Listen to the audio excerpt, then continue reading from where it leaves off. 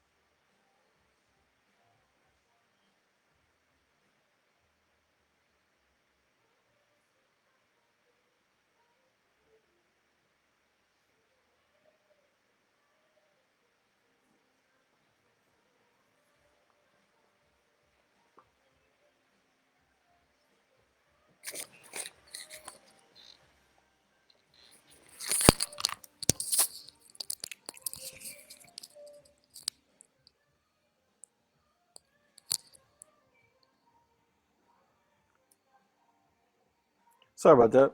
Had to just check, make sure everything was good.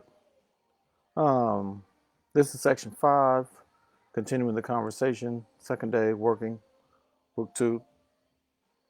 I have a link that says enjoy this title right now, plus millions more with a free trial. Apparently, there's this book, um, Doubters Perish, which I think I downloaded. I'm not sure what that's about, so I'll have to check that out. Next thing I have is the Americans pilot language about actually becoming the cover.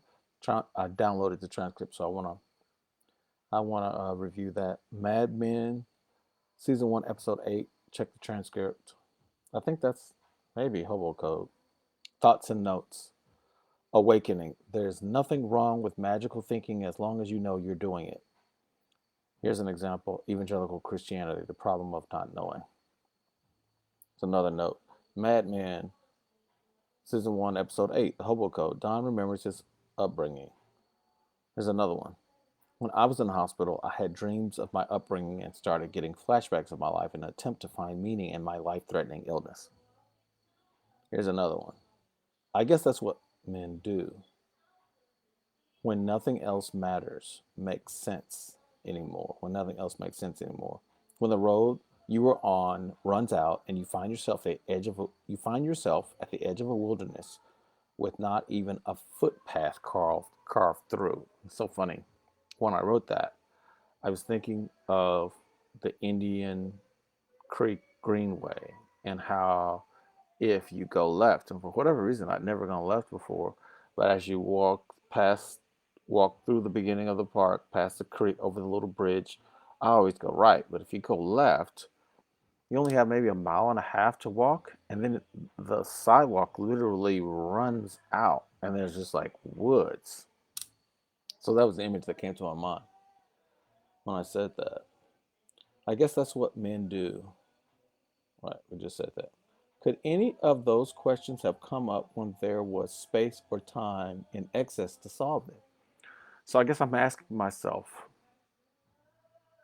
could I have got to that place of reflection without the sickness? Why do they come up now when the answers you glean have no effect on your current predicament or potential outcome?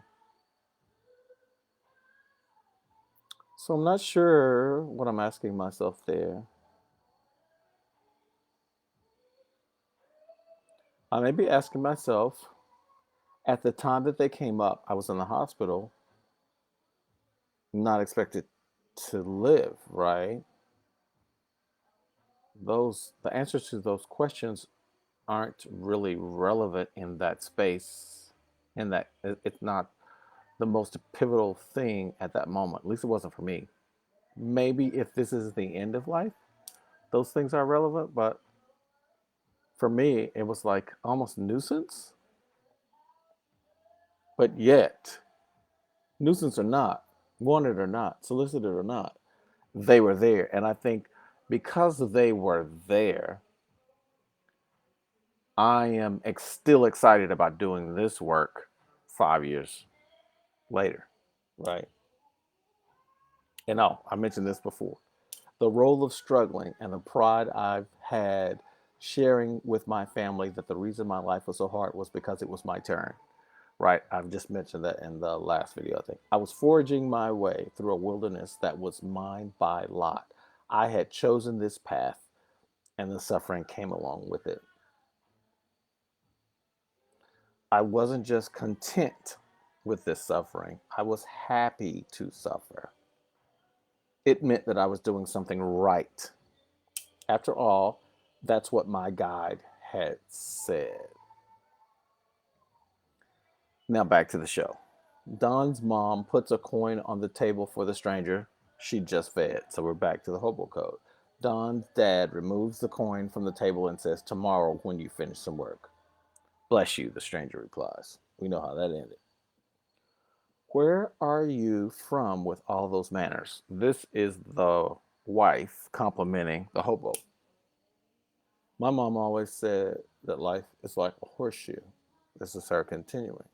"It's fat in the middle, open on both ends, and hard all the way through."